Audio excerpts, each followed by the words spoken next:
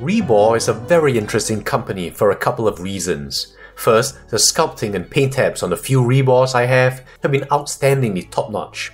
They also seem to be doing more accurate models now, which is another lure.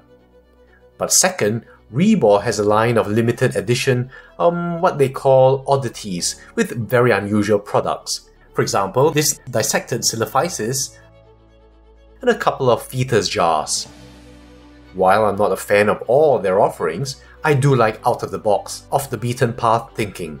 Taking a risk on a niche is often a very risky business proposition, so I'm grateful for that. I've always thought I might get one, which preferably won't give me or the children I work with nightmares, and today I have it. Many of you have asked me about a collection video, and there are a few reasons why I'm reluctant to do it. A big one is I've been working on a display design for a combination dinosaur and bookshelf to properly frame my favorite pieces before I want to show it. Now, sadly, in terms of finance, for most of us, this year hasn't been kind.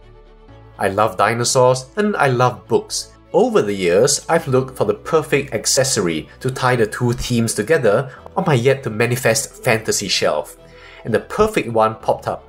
This Rebor Extinction statue, and I think it's obvious why.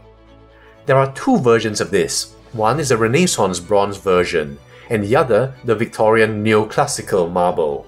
And if you recall, I had this David Krantz painted like it, but I was head-scratching over this for a bit. The reason is that the marble isn't actually visually interesting. There is no veining detail, and the whole thing is a completely off-white piece that looks like an unpainted mold. But I do like the simplicity of it, and I've always felt there was class in simplicity. On the other hand, the bronze is certainly more visually interesting, if you don't find the patina too busy. You might also want to consider it for the following reason. I always like to get the negatives out of the way and finish off with the positive because I hate feedback sandwiches. And the elephant in the room for me, I can sum up in one word: seams. The most beautiful sculptures I've seen are a continuous work carved from a block of marble, without any seams. Unfortunately, there are what look exactly like seams here. You see that here across this shoulder, this one,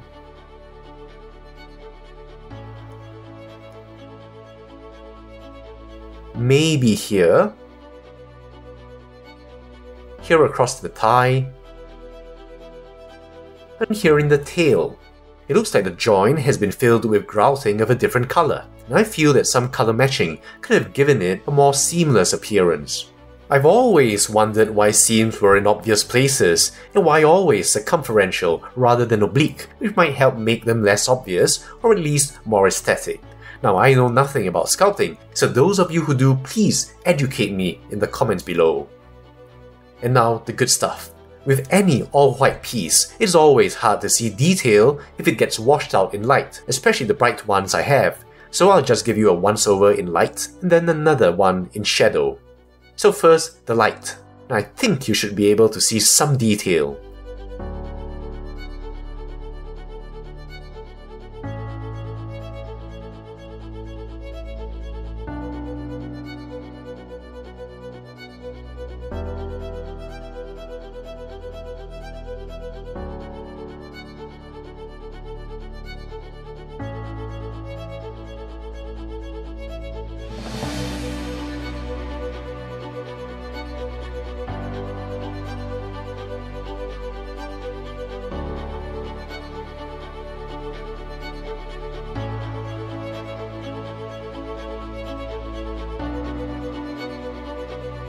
And now in the shadows, and that's where I think this statue really shines. Yes, I know that's an ironic word to use. In fact, with any one color work, if it's sufficiently textured with sculpted detail, the interplay of light and shadow will always have a pleasing effect. You can see the detail of the skin texture across the face, down the neck. Really very pleasing, as you'd expect from Rebor.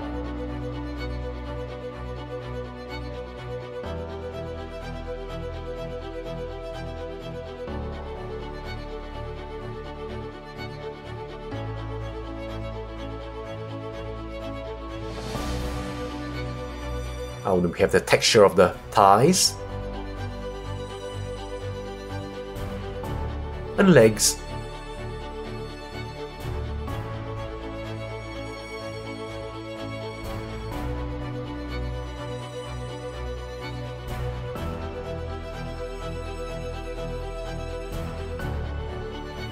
That famous claw.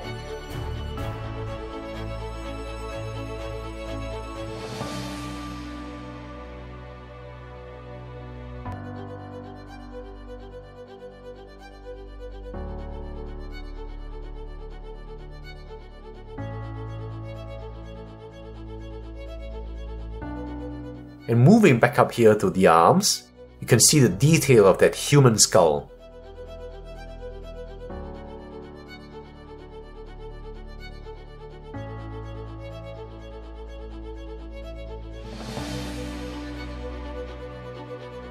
Then down the tail.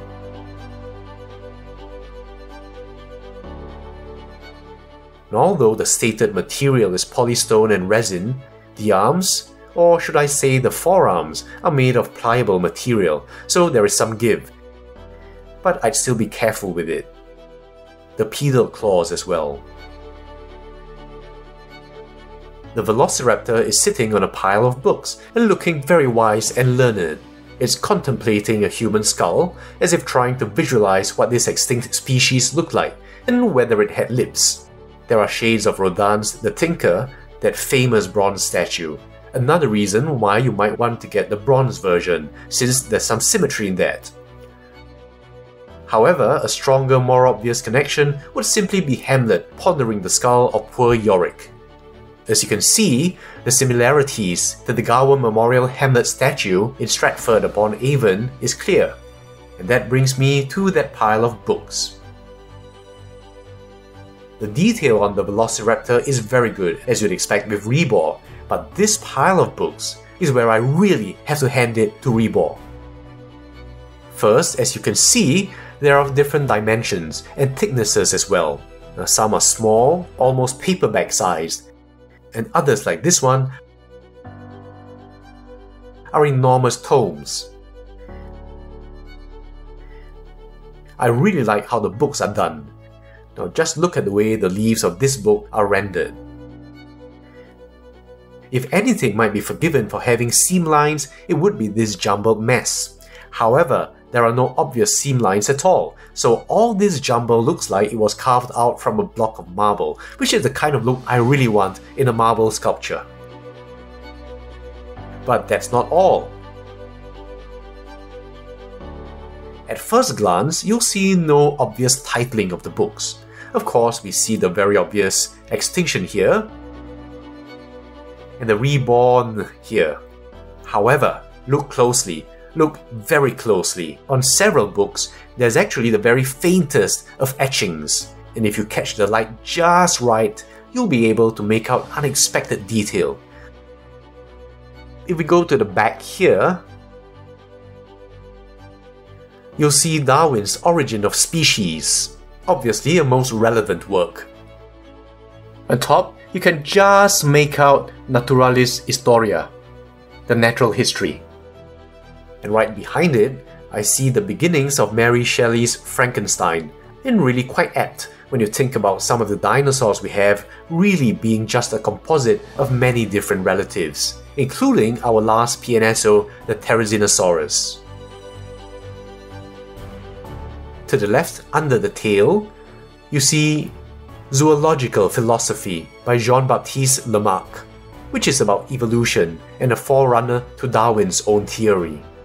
You can even see the impress of a dragonfly, a moth, and other creatures, harkening back to a time when real books with carefully designed covers were the norm instead of a deplorable ubiquity of impersonal ebooks.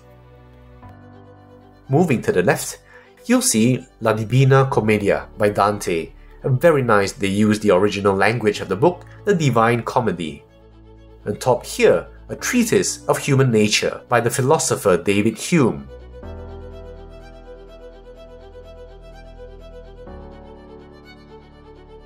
And to the back, I can make out Leviathan, and even the subtitle, the matter, form, and power of a commonwealth, and the rest of the title is hidden. On the right, I only see A. Pritchard. I didn't know who that was, but I googled it and I came up with Alex Pritchard, an English professional footballer.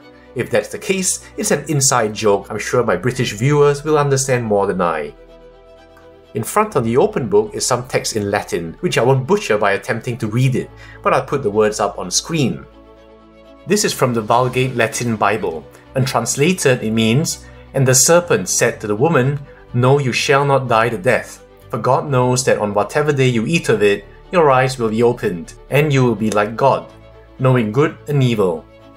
I should note that on a Rebor, they've changed the original "et eritis sicut Dei" to "et eritis sicut Deus. So the original reads, "and you will be like gods," instead of the monotheistic God.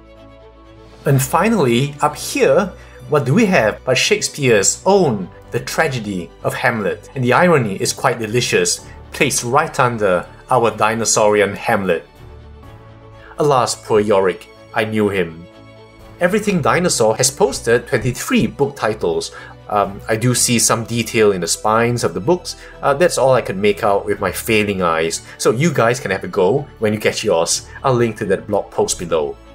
Everything Dinosaur also notes that 23 is how many pairs of chromosomes we have, and speaking of which, this piece is 23 centimeters or 9.1 inches. It weighs, thankfully not 23 kilograms or pounds, but 1.28 kilograms or 2.8 pounds.